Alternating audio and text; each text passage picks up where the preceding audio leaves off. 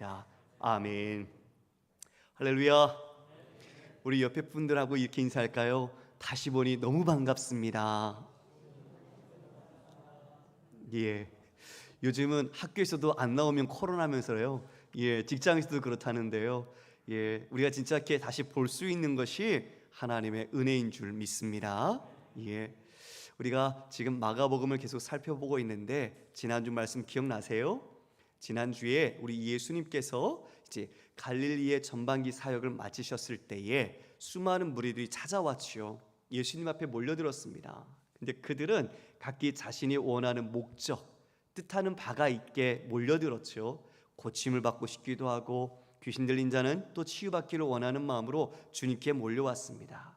또 예수님은 전반기를 돌아보시면서 이 바리새인들, 서기관들, 또 종교 지도자들, 유대 종교가 어떤 모습으로 있었는지 보셨죠. 이에 그 하반기를 전망하기 위하여 산에 오르셨습니다.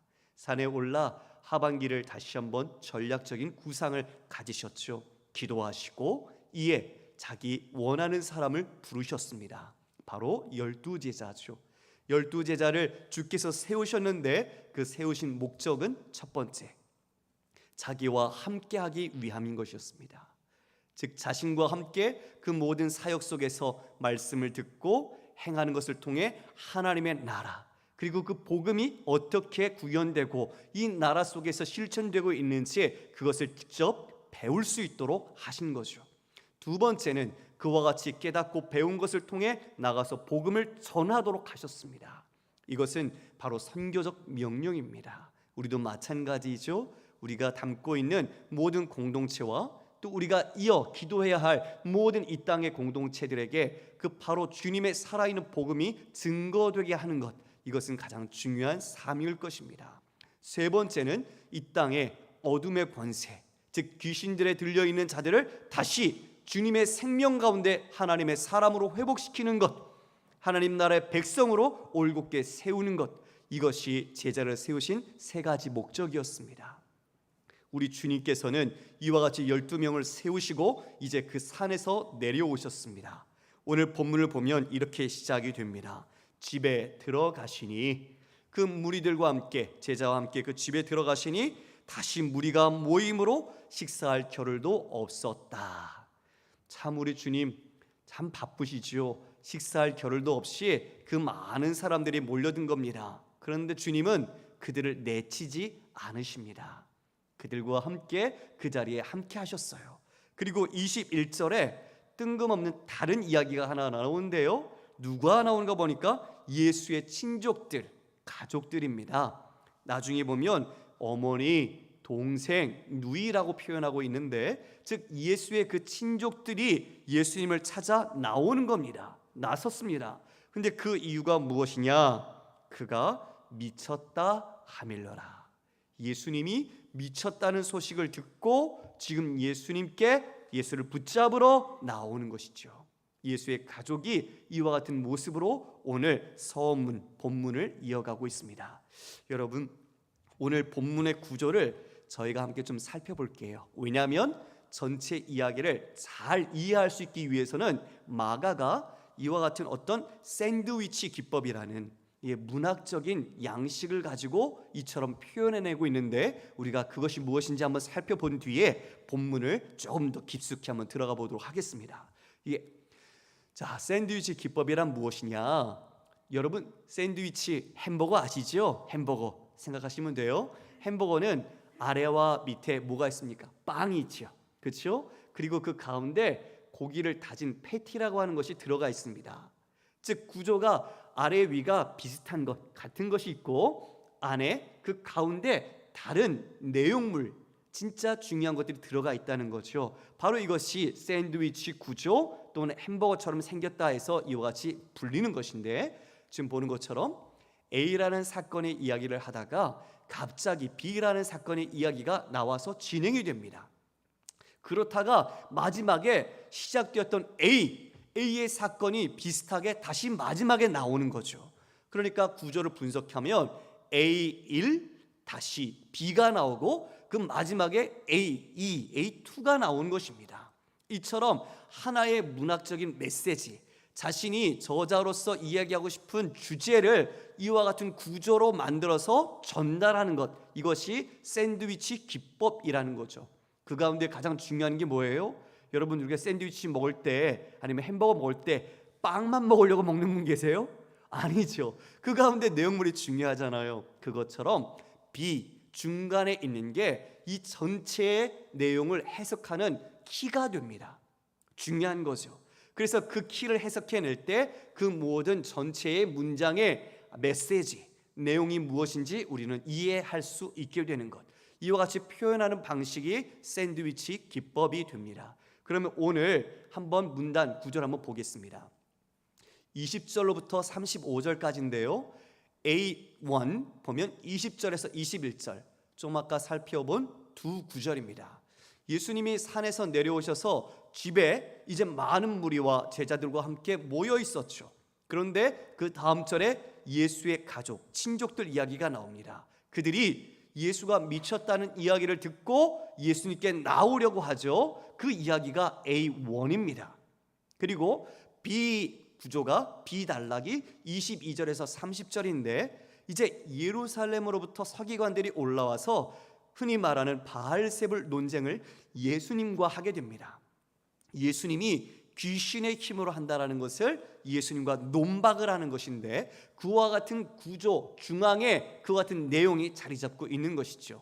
22절부터 30절, 그리고 그 다음 31절로부터 35절까지 그 내용이 첫 번째 있었던 A1번과 비슷하게 다시 예수님이 그 무리들과 함께 있고 그리고 예수님의 가족들이 예수님께 나와오는 장면으로 마무리가 됩니다.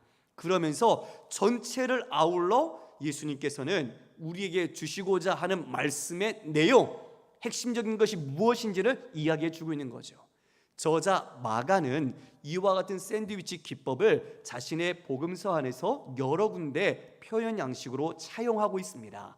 우리가 오늘 이 본문을 이와 같은 구조를 여러분 딱 머릿속에 집어넣어 놓고 우리가 본문을 하나하나씩 단락을 보면서 무엇이 주님이 우리에게 주시고자 하는 마음과 뜻인지 함께 살펴보도록 하겠습니다. 자, 성경으로 한번 돌아가 볼까요? 이제 우리 20절과 21절에 본 것처럼 이제 예수님 그 집 안드레와 베드로의 집이라고 추정이 됩니다. 갈릴리에 있을 때 그 집에 예수님께서 많이 머무르셨죠. 그곳에 가니 벌써 많은 무리들이 몰려들어서 이와 같이 식사할 겨를도 없이 또 이야기, 가르침이 시작이 됩니다. 그런데 21절에 예수님의 친족들이 한 소문을 들었어요.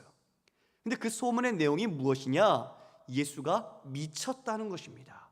예수가 미쳤다. 그것이 좀 더 부연되면 예수님이 귀신 들렸다. 그래서 그 수많은 사람들을 고치고 회복시키고 낫게 하더라. 이 이야기를 듣게 된 겁니다. 가짜 뉴스죠.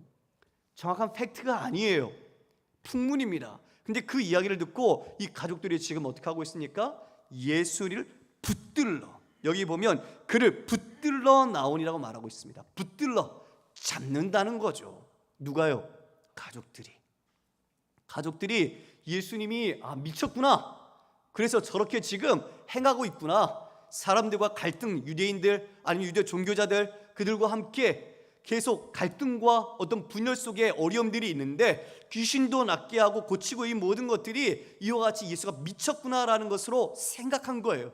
그래서 그 가족들이 지금 어떻게 해요? 예수를 붙들러 나오는 거죠. 예수를 붙들러 그들이 떠나기 시작했습니다. 이건요 마치 예루살렘에서 내려온 서기관들이 예수 너가 미쳤어, 귀신의 힘으로 네가 이렇게 하는 거지 라고 이야기하는 것과 별반 다를 것이 없는 거죠. 여러분, 가족이 이와 같이 전혀 모르는 무지의 상태, 편견에 빠져 있는 이 모습이 그대로 기록되고 있는 겁니다. 여러분, 우리도 그럴 수 있어요.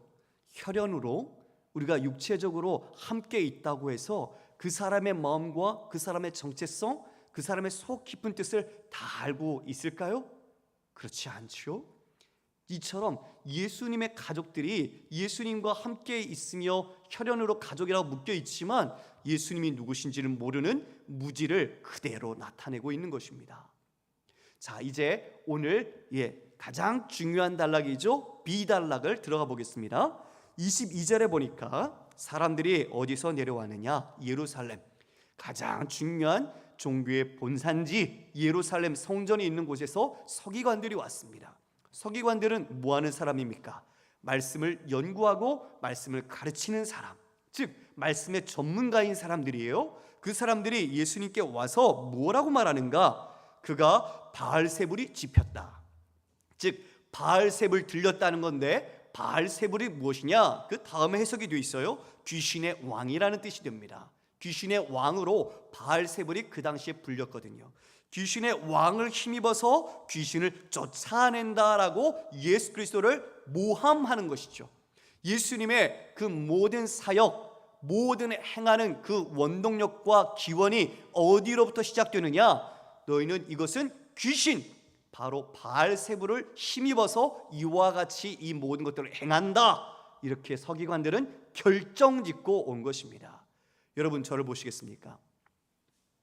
예수님이 오셔서 하나님 나라가 가까이 왔다, 그리고 그 복음을 선포하셨습니다. 그 복음을 선포할 때 이 땅의 어둠 속에 매여 있던 자들이 그 눌림이 해제되고 자유케 되었죠. 즉 귀신 들렸던 자들이 예수님을 통해서 그 귀신이 쫓겨나가는 현상들을 우리는 보았습니다. 이것은 하나님의 통치, 하나님의 나라가 임한 명백한 증거입니다. 지금 이와 같은 현상들을 서기관들은 접했지만 그들은 불신앙을 전제로 이성적인 추론을 하는 것입니다. 저 근원, 그리고 저 권위, 저 권능은 어디로부터 나오는 것인가? 이것을 그들 나름대로 율법, 말씀의 전문가들이 결론 지은 것이 무엇입니까? 귀신이 들린 것이다, 귀신의 힘으로 이와 같은 일을 하는 것이다 라고 그들은 결정짓고 와서 예수님 앞에 이와 같은 말로 모함하는 것입니다. 이것은 너무나 중요한 문제입니다. 왜냐? 우리 정치도 마찬가지지만 어떠한 명분과 정당성을 갖고 하느냐는 그 사역 전체를 평가하는 기준이 됩니다. 예수님께서 행하시는 이 모든 사역이 귀신과 작당해서, 즉 사탄과 작당해서 그 하수인으로서 이러한 일을 하는 것인가 라는 것에 예수님께서 다시 한번 반박하는 것, 이것이 우리의 권위요, 우리에게 주어진 능력이 되기 때문에 중요하다는 것입니다. 우리가 하는 일들, 우리가 행하는 선교, 우리가 하는 복음을 전하는 것, 우리가 예배하는 것, 이 모든 것이 누구의 권위 안에서 어떤 힘으로 하는 것인가? 이것이 오늘 예수님께서 이 비단락을 통해서 증명해 내시는 것입니다. 함께 볼까요? 이렇게 세 가지 논점을 가지고 예수님은 그들에 대하여 반박하십니다. 첫 번째 보니 이렇게 말씀하시네요. 23절, 사탄이 어찌 사탄을 쫓아낼 수가 있느냐? 또 만일 나라가 스스로 분쟁하면 그 나라가 설 수 없고, 만일 집으로 스스로 분쟁하면 그 집이 설 수 없다. 만일 사탄이 자기를 거스러 일어나 분쟁하면 설 수 없고 망하느니라. 저를 보시겠습니까? 예수님은 상식적인 논리를 가지고 첫 번째 반박을 하십니다. 여러분, 한 나라가 있습니다. 아니면 한 집이 있습니다. 근데 그 나라와 집이 그 안에서 서로 분열되어 다투고 싸웁니다. 그러면 그 집과 나라가 온전히 설 수 있습니까? 우리는 수많은 인류의 역사 속에서 그 모든 것들을 경험하고 우리는 보았습니다. 분열하는 집, 분열하는 나라는 건강하고 온전하게 설 수 없습니다. 스스로 자멸하고 말게 되는 거죠. 스스로 붕괴되고 마는 것입니다. 이것이 우리의 본 모든 역사 속에서 교훈을 얻지 않았습니까? 지금 예수님이 말씀하시는 겁니다. 그 논리로 어찌 내가 사탄의 힘을 빌어서 사탄 귀신들을 쫓아낸다면 사탄의 나라가 멀쩡하게 설 수 있겠느냐? 어찌 그와 같은 일을 사탄이 하겠느냐? 사탄이 스스로 내분하여 스스로를 멸망케 하겠느냐? 이와 같은 일반적인 상식의 논리로 반문하시는 거죠. 맞습니다.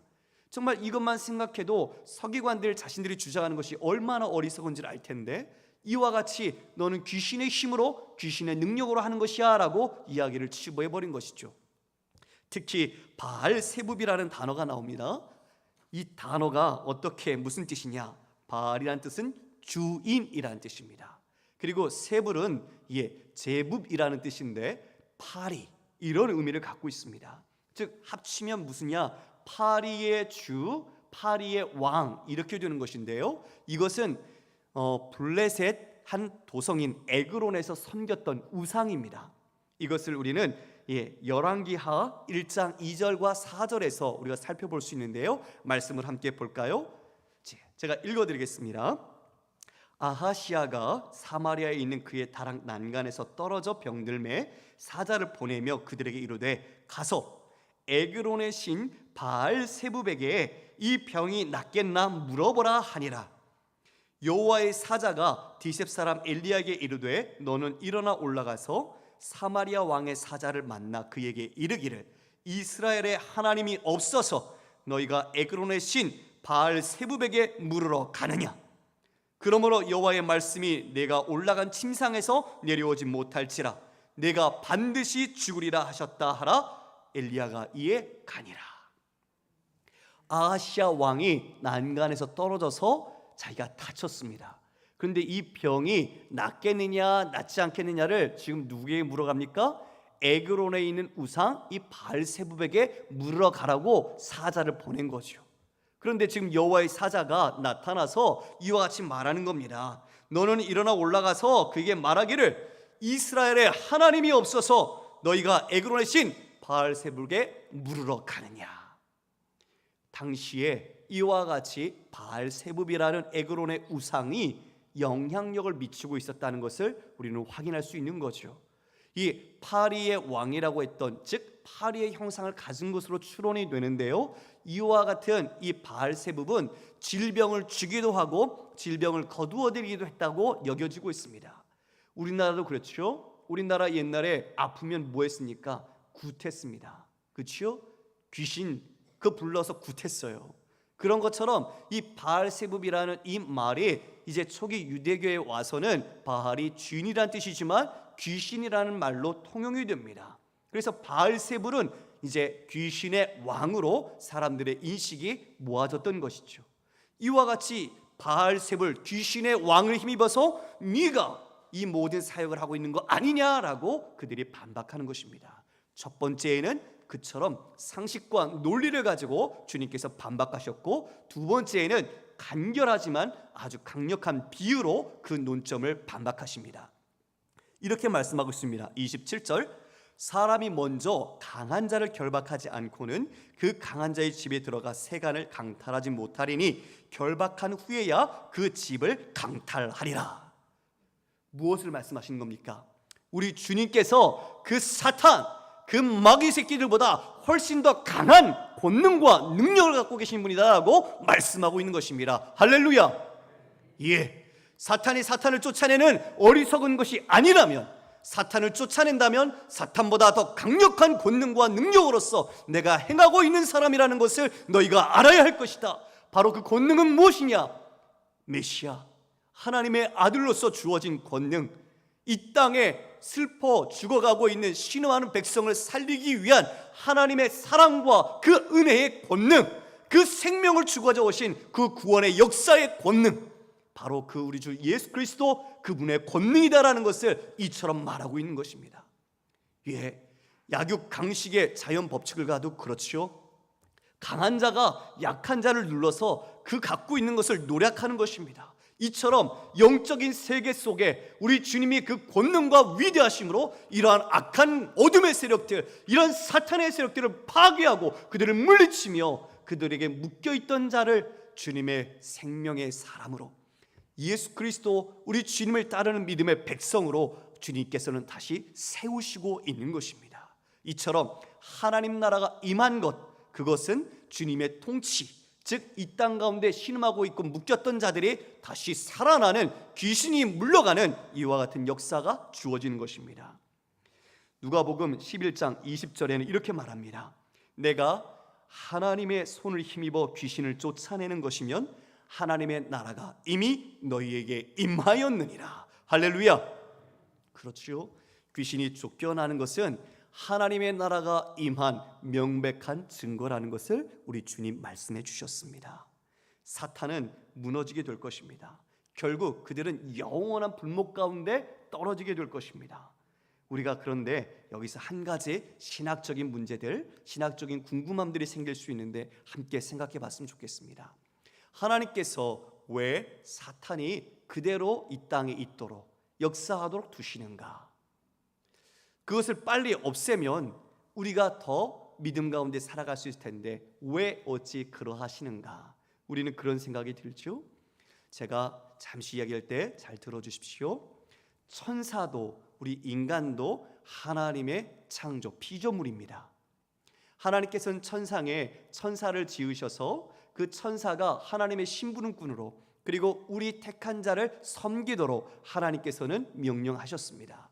그런데 그 가운데 하나님께 반기를 들었습니다. 하나님의 왕의 그 자리를 찬탈하기 위하여 배반이 일어난 것이죠. 그래서 그와 같은 자들이 땅으로 떨어져 이와 같은 사탄의 세력들, 마귀의 세력들이 된 것입니다. 하나님은 원래 그렇게 그들을 창조하지 않으셨습니다. 우리 인간은 어떻습니까? 하나님께서 우리 인간을 타락한 인간으로 창조하셨나요? 그렇지 않죠. 하나님께서는 우리를 정말 이 지구상에 가장 존귀한 자로, 하나님의 형상을 닮은 자로 그와 같이 우리를 창조하셨습니다. 그런데 우리가 어떻게 했습니까? 우리 또한 하나님의 자리를 찬탈하려는 모반을 행했습니다. 우리도 그와 같이 타락하게 된 것입니다. 아담과 하와가 선악과 사건을 통해 자신이 하나님과 같이 되고자 함으로 인해서 우리 인류는 타락하게 된 것이죠. 하나님께서는 천사의 타락과 우리 인간 인류의 타락을 모르셨을까요? 알고 계십니다. 알고 계십니다. 주님이 지혜가 부족해서 주님의 계획이 모자라서 그와 같이 행하신 게 아닙니다. 그러면 왜 그렇게 하셨을까? 여기에 중요한 은혜가 있습니다. 사랑하는 성도 여러분, 하나님께서 그와 같이 하심은 우리에게 자유의지를 주신 것입니다. 할렐루야. 저도 자녀를 키우고 우리 사랑하는 성도님들도 결혼 후에 자녀를 양육합니다. 그 자녀가 로봇같이 프로그래밍이 되어서 내 명령에 따라서 그 산술되어진 아웃풋이 나온다고 할 때 그 자녀의 태도를 여러분 그것을 인격이라고 그리고 그것을 사랑이라고 여러분이 받을 수 있을까요? 단지 내가 명령하는 것을 입력해서 그 입력된 말에 따라서 반응하는 기계적인 행동이 인격적인 자유로운 행동 그리고 사랑과 진정한 섬김이 담긴 행동이라고 여러분 여겨지십니까? 그렇지 않죠. 진짜 사랑은 자유의지가 주어진 자의의 마음, 자원하는 마음으로 하나님을 하나님으로 인정하고 그분을 찬양하고 그분의 영광을 나타내는 것입니다. 여기에 하나님의 사랑이 담겨 있는 것입니다. 하나님이 저와 여러분을 얼마나 사랑하셨는가, 얼마나 깊이 우리를 정말 기뻐하시기에 그와 같은 자유의지를 주셔서 하나님을 사랑하고 자원하여 경배할 수 있도록 하나님께서 허락하신 것입니다. 자유의지는 인격이 줄 수 있는 가장 최고의 선물입니다. 그 선물을 하나님께서 주셨으나 우리는 그것을 배반으로 삼았던 것이죠. 그러나 지금까지도 타락한 인간을 그대로 두심은, 타락한 이와 같은 마귀와 사탄을 두심은 하나님의 모든 계획 속에 하나님께서 우리로 하여금 돌아오도록 하시고자 하는 하나님의 섭리가 담겨 있는 것입니다. 여러분, 이것을 여러분의 믿음 가운데 진짜 수납하실 수 있기를 소망합니다. 당장 오셔서 믿지 않는 인간들을 하나님께서 심판하시지 않는 것은 주님께서 끝까지 기다리시고 그들이 자원하여 그 자신의 마음과 의지로 주님을 찬양하고 아버지 앞에 영광 돌릴 수 있기를 시간을 주시는 것입니다. 기회를 허락하시는 것입니다. 이것이 하나님이 지금까지 이처럼 다스리시는 섭리가 되는 것입니다. 이와 같이 우리 주님은 우리 인간 이처럼 사랑하셔서 아버지 앞에 나와 우리처럼 우리 모든 성도님처럼 예배하는 자로 서기를 기뻐하시는 것이지요. 자, 이제 세 번째 논박하는 논점을 보니 이렇게 말하고 있네요. 29절을 함께 읽어볼까요? 29절 시작. 누구든지 성령을 모독하는 자는 영원히 사심을 얻지 못하고 영원한 죄가 되느니라. 사람에게 행하는 모든 죄는 다 용서를 받는데 지금 성령을 모독하는 죄는 영원히 사심을 받지 못한다라고 영원한 죄가 된다고 말하고 있습니다. 성도 여러분은 이거에 걱정하실 필요는 없습니다. 우리가 여기에 해당되지 않기 때문에 그렇습니다. 왜냐하면 성령을 모독하는 것은 예수님을 믿지 않고 회개하지 않는 태도를 말합니다. 즉 하나님이 하시는 일, 성령께서 하시는 이 모든 일을 의도적으로 지속적으로 거부하는 것이 바로 이러한 성령의 모독입니다. 하나님께서 예수 그리스도를 통해서 하시는 이 모든 복음의 사역을 끝까지 자신의 의지로 거부하고 그것을 받아들이지 않고 부인하는 자, 바로 이것이 성령의 모독, 하나님의 일을 모독하는 것이라는 것이죠. 그러니 우리는 이와는 관련이 없습니다. 다만 이 세상에 아직 이와 같이 바리새인들, 서기관들이 와서 지금 예수님이 하시는 이러한 사역을 귀신이 하는 것이라고 모독하는 이러한 작당, 바로 이것이 성령을 모독하는 것이죠.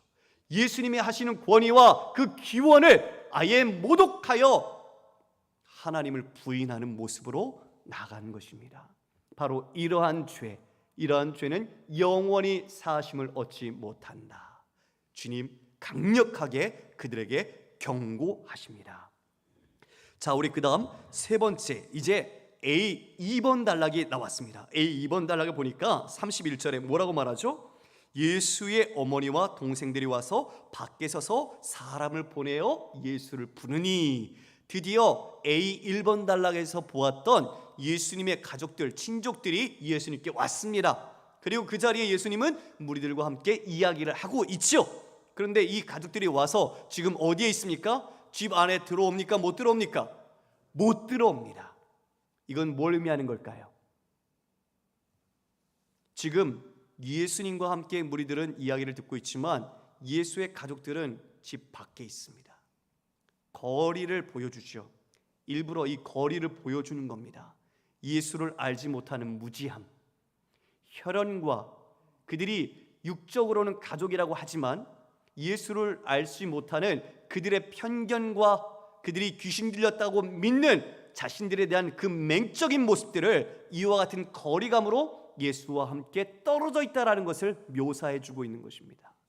지금 가족이 그렇게 살고 있는 겁니다. 여러분, 우리의 가정은 어떻습니까? 예수님을 모시고 살지만 예수님을 정말 따르는 가정입니까? 아니면 무늬만 그리스도인입니까? 가까이 있다고 해서 예수를 아는 것이 아닙니다. 말씀을 많이 읽었다고 해서 예수를 아는 것도 아닙니다. 예수님, 그와 같이 어머니와 자신의 가족들이 왔는데 아주 냉혹한 말씀을 쏟아내십니다. 뭐라고 말씀하십니까? 이렇게 말씀합니다. 33절에 누가 내 어머니며 동생들이냐? 아니, 어머니 마리아 그리고 그 동생들에 대하여 어떻게 이렇게 참혹한 말을 쏟아낼까? 이렇게 문전에 박대하는 이와 같은 모습을 할까? 우리는 의아하죠. 그러나 우리 주님은 깨닫게 해주고 싶은 겁니다.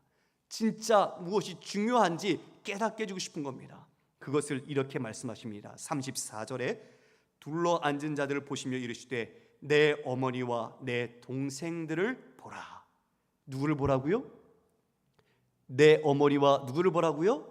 내 동생들을. 내 혈연의 가족이 아니죠. 그 자리에 모여있는 사람들입니다. 그 무자리에 있는 우리 여자분들, 남자분들을 지금 뭐라고요? 내 어머니요, 내 동생, 내 형제라는 거죠. 무슨 의미일까요? 무슨 의미일까요? 예수님이 12제자를 세우셔서 이제 이 땅 가운데 이루실 하나님의 나라, 새로운 신약의 공동체인 교회, 바로 그것은 누구를 상징하는 것이냐? 바로 이처럼 예수를 따르는 사람, 하나님의 말씀을 따라 순종하는 것이 예수의 참된 가족이다. 그것이 내가 이 땅에 이루어야 될 진정한 생명 공동체다. 복음은 그것을 위하여 왔다라는 것을 이야기해주고 있는 것입니다. 새로운 생명과 새로운 하나님의 말씀 안에서 살아가는 가족의 관계, 이것을 재창조로 지금 역사하시는 것입니다. 우리 35절 말씀을 함께 읽겠습니다. 시작. 누구든지 하나님의 뜻대로 행하는 자가 내 형제요 자매요 어머니이니라. 할렐루야. 이것이 주님께서 새롭게 규정하신 가족입니다. 가족의 개념, 그냥 같이 밥 먹고 자고 그리고 같이 생활하는 것이 가족이 아니라 우리 성도님들, 우리 교우들, 우리 믿음의 권속들의 가족은 무엇인가? 하나님의 뜻대로 행하는 자, 하나님의 말씀을 순종하는 자, 그것이 바로 가족이다. 할렐루야. 예, 우리가 이와 같은 가족을 이루어 나가야 할 것입니다. 이와 같은 선교적인 명령과 제자로서 가지고 있는 주의 증인으로서 우리는 이러한 사명을 감당해야 하는 것입니다. 여러분, 말씀을 좀 정리해 볼게요. 우리가 A1 단락에서는 무지하고 편견에 빠졌던 가족들을 보았지요. 가족들은 예수님이 누군지 몰랐어요. 예수님을 뭐라고 생각했어요? 미쳤다. 예수님을 미쳤다고 생각했어요. 두 번째, 우리 가장 중요한 단락에 있어서는 예수님이 어떠한 권능과 능력으로 사역하시는가, 이것을 지금 얘기했습니다. 하나님의 나라의 권능, 메시아로서 이 권능을 행하고 있다는 것을 증명해 내셨죠. 그리고 마지막 단락에서는 새로운 가족, 내가 이루어야 될 이 땅의 공동체는 어떤 가족인가? 바로 하나님의 뜻을 따라 행하는 가족이라고 말씀하신 겁니다.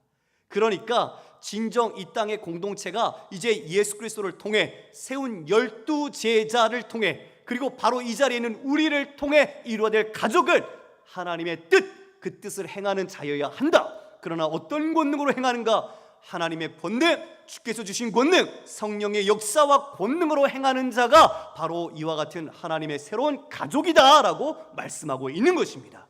할렐루야.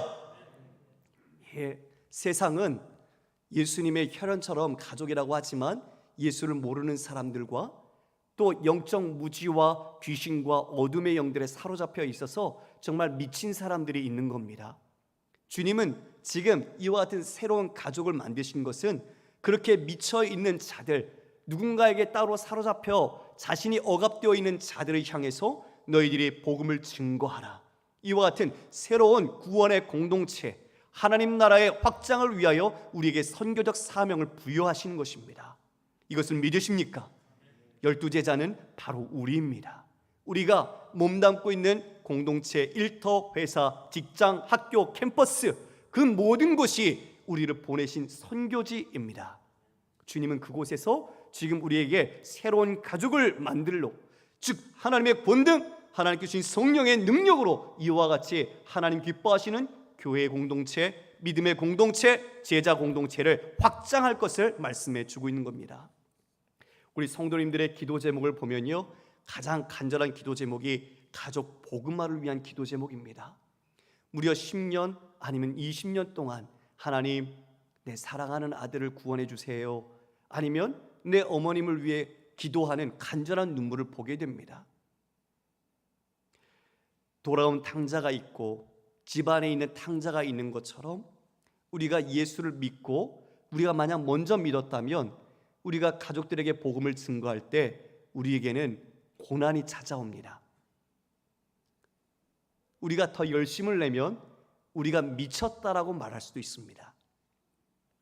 우리가 헌신하는 모습을 보고 비이성적이라고 조롱할 수도 있습니다. 교회에 그렇게까지 해야 돼? 그렇게 열심히 성경을 읽고 기도해야 돼? 그렇게 힘들게 모은 재물을 그렇게 바쳐야 돼? 너 미친 거 아니야? 그렇게 여러분들을 대할 수도 있습니다.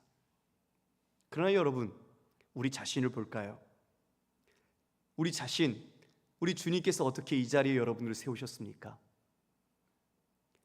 주님 포기하지 않으시고 끝까지 그 구원을 향한 집념과 사랑과 의지로 여러분들을 설득하고 기다리고 인내하셔서 이 자리에 여러분을 세우시지 않았습니까? 할렐루야.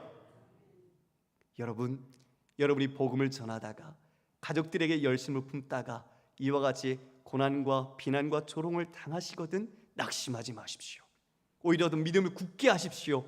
왜냐하면 주님은 그 모든 것을 아시기 때문입니다. 주님이 여러분들을 그와 같이 대하셨고 이 자리에 우리를 세우셨습니다.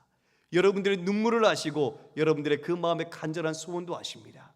우리 주님께서는 반드시 여러분들이 그 모든 시간과 과정 속에서 여러분들이 행하시는 그 마음을 알고 계십니다.